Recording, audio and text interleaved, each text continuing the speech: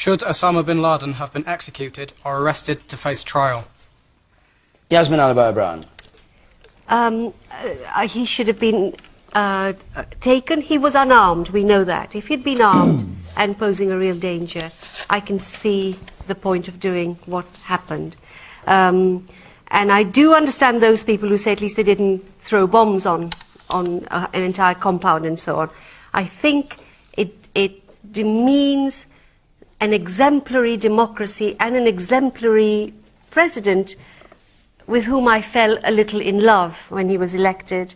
He's shown himself to be the ugly American. This is not good. He should have faced a trial. We did it for the Nazis. We say this is what we believe in, the rule of law. He's degraded American democracy, and American democracy has been degrading itself, actually, through torture and rendition. So I'm really depressed about it.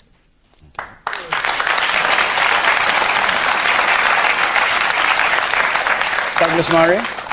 No, I couldn't disagree more. I'm elated by the death of Osama bin Laden. As I think any decent person should be.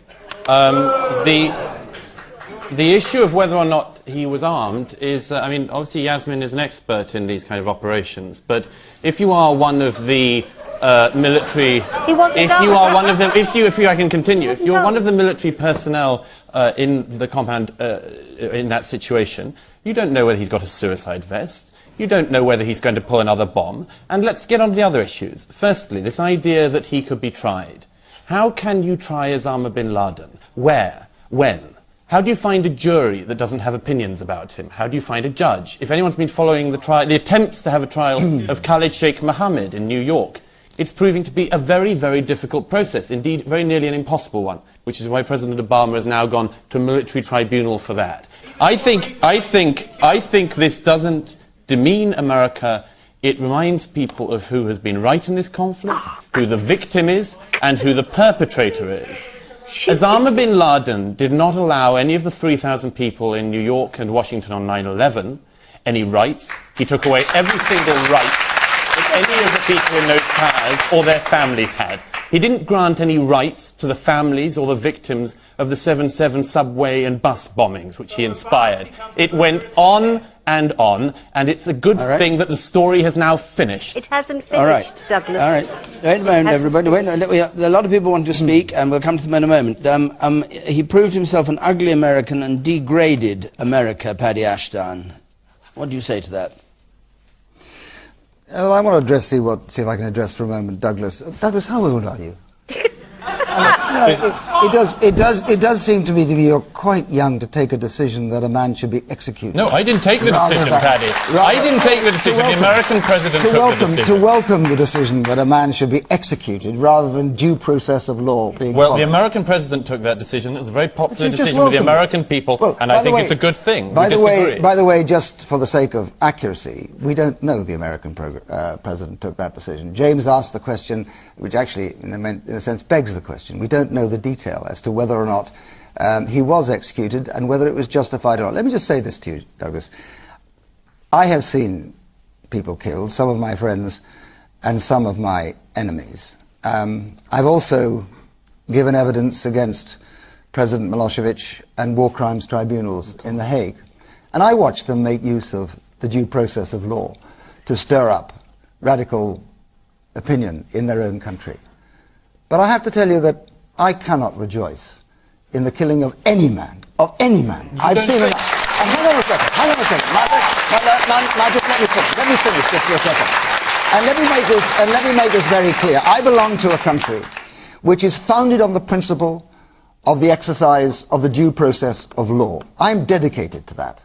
And I have to say to you that it is not a good enough excuse to say that we will not follow due process because it's too difficult. To take that position is to undermine the very principle upon which this country stands, and to which I am dedicated. And if you allow somebody to be executed because the due process of law is too difficult to follow, you take a very dangerous step in exactly the wrong direction. Douglas,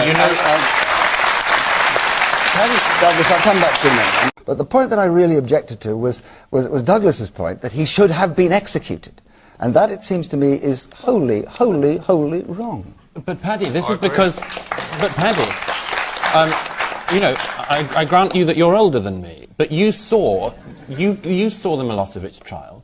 When Milosevic was on trial, it went on for years and years. He stalled and stalled, and he died whilst the trial was ongoing. Now, I'm not saying that executing bin Laden in this circumstance is ideal, and I don't think that trying Milosevic in that case is ideal. I'm sorry, the law is difficult, but it's the law, and we should be following it. But this is an evolving body of law. You think it's law. So hang on a second. What are you saying? We should not have the due process of law followed because it happens to be uncomfortable. International law is an evolving body of law. It's not a rigid set of constructs like you does pretend not allow, it is. It does not allow nations to go and the and Nuremberg precedent is not a valid one. There were all sorts of problems with the Nuremberg tribunals. That's recognised by lawyers now, and it's recognised by historians. We didn't also have an opportunity then to try Adolf Hitler. There are all sorts of problems. Paddy, if you just allow me to finish. There are all sorts of problems with trying somebody like Osama bin Laden, and there are all sorts of problems with capturing him alive. But I wanted to one quick thing. No, you've done several quick things. Hang on a moment. You'll have plenty of time, so we'll get a lot of questions on this. The woman in the centre at the back there, in red. That's you in the middle, yes.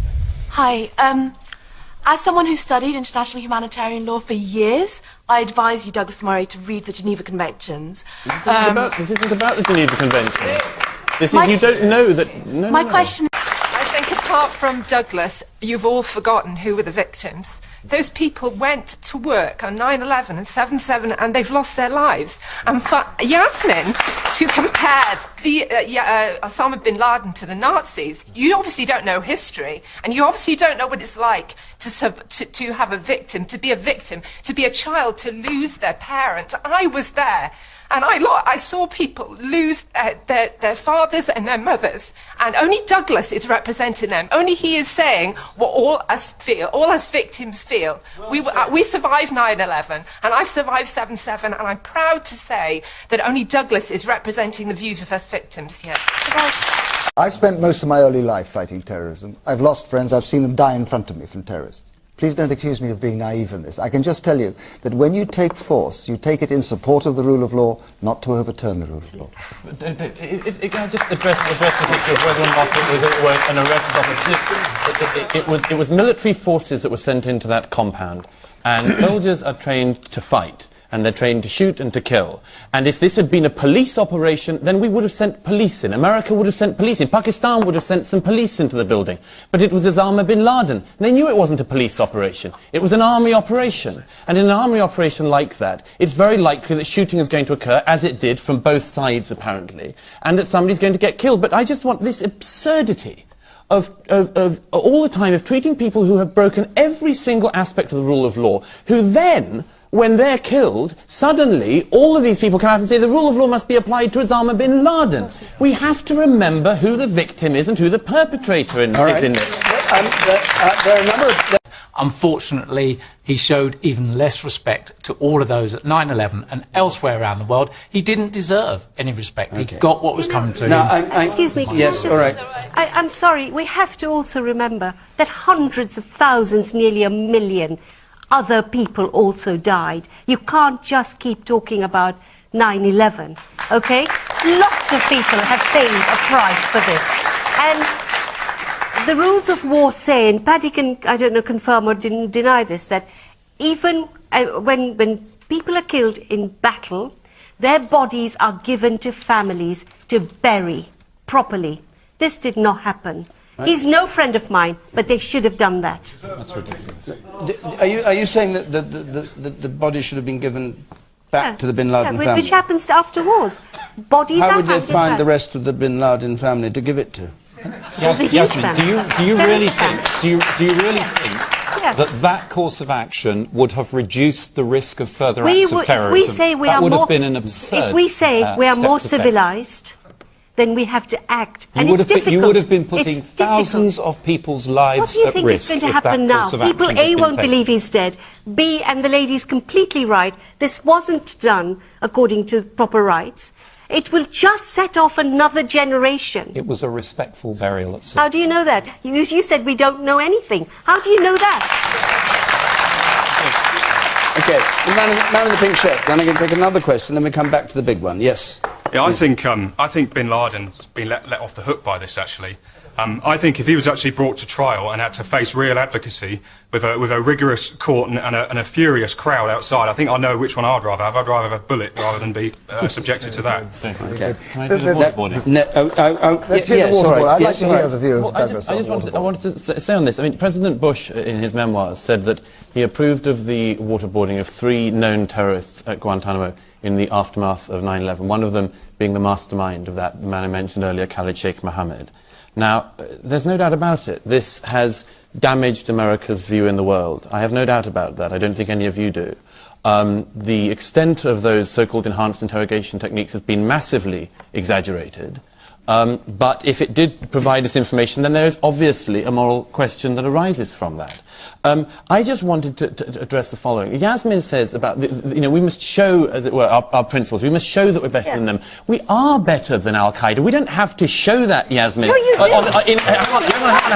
Yasmin, just wait a second. But the point is what Yasmin is doing, and what many people are doing at the moment, is holding America and our allies to such a uniquely high standard that no society could ever live up to it. That even the worst enemy of a society has to be buried according to the customs that they would want. You know, I can't raise it in me, Yasmin, to think that whether or not the customs around his burial were perfect in your eyes is the most important thing in the Bin Laden story.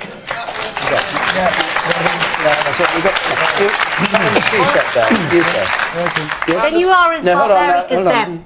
Well, we're not as barbaric you as are them. as barbaric Of as course them. we're not. What? Because we don't do the exact Islamic And you burial, think we're you're as better, barbaric. you're no better. It's as if we'd flown planes You're into no buildings. better. This is You are moral no relativism better. gone mad. It's worse than moral relativism. It's an inversion of You morality. can't choose your morality. Bits. You can't choose bits of it. Well, you do. I don't. You do, I and you live by the- decide to apply moral norms to societies that you dislike, which you wouldn't apply to others. I'm critical of all people who behave barbarically. And some worse, We are not some more than better. others, yes. No, it's some not worse true. than others. I'm sorry, I apologise to you that I have to take issue with you, but I mean, you made an extraordinary statement a moment ago.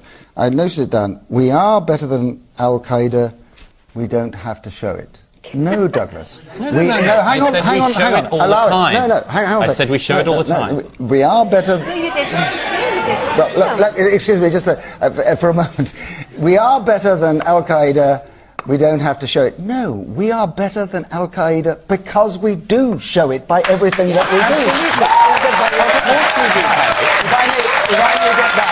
If I may get back to the point. Let's enhanced interrogation techniques, let's call it what it is. It's torture. Now, is torture ever justified because of the information that you get out of it? I tell you, I don't believe it is. I seem to be in a position saying, tonight I've been there, I've done that. When I was a member of Special Forces, we used to have interrogation every year. And in those days, the enhanced interrogation techniques, which are now illegal, were applied against us.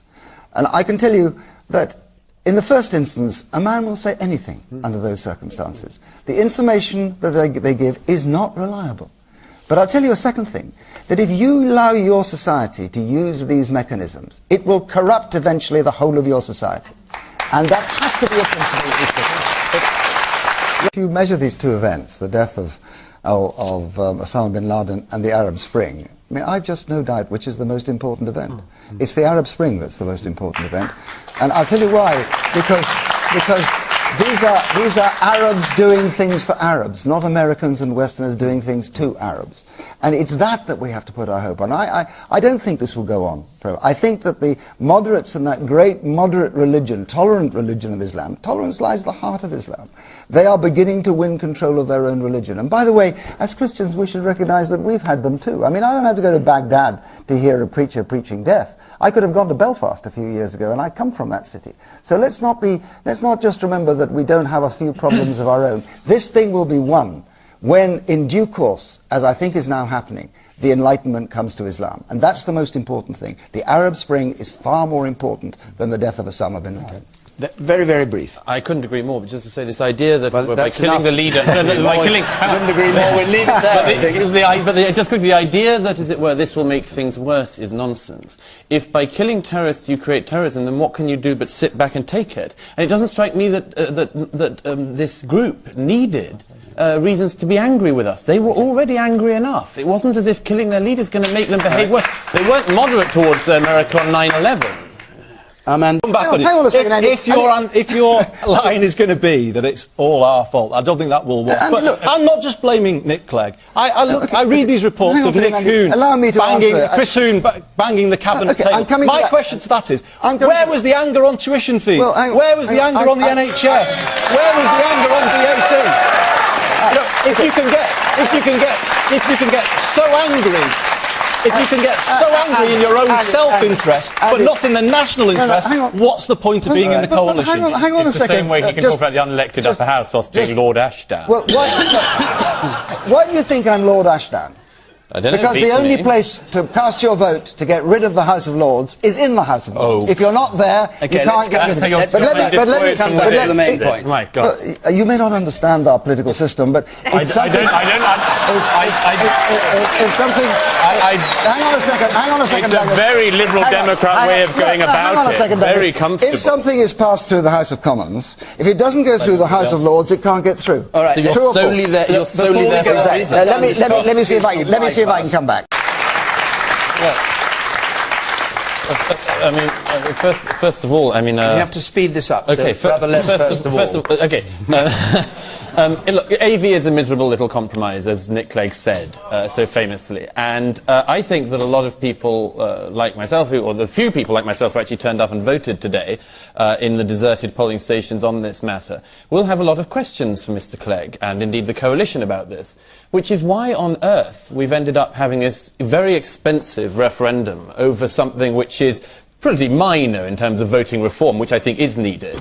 And this country has never had a referendum on any of the important issues in recent years. We've never had a referendum, for instance, on whether or not we can keep our sovereignty. We've never had a referendum about whether or not we can stay in Europe. I don't want to be brutal, but is this referendum, if it goes wrong for Nick Clegg, a judgment on the Liberal Democrats? I'm sure it will be seen as that, and I'm sure that he will come to a terrible end, and he'll end up being shunted off as a European commissioner. Okay. The woman in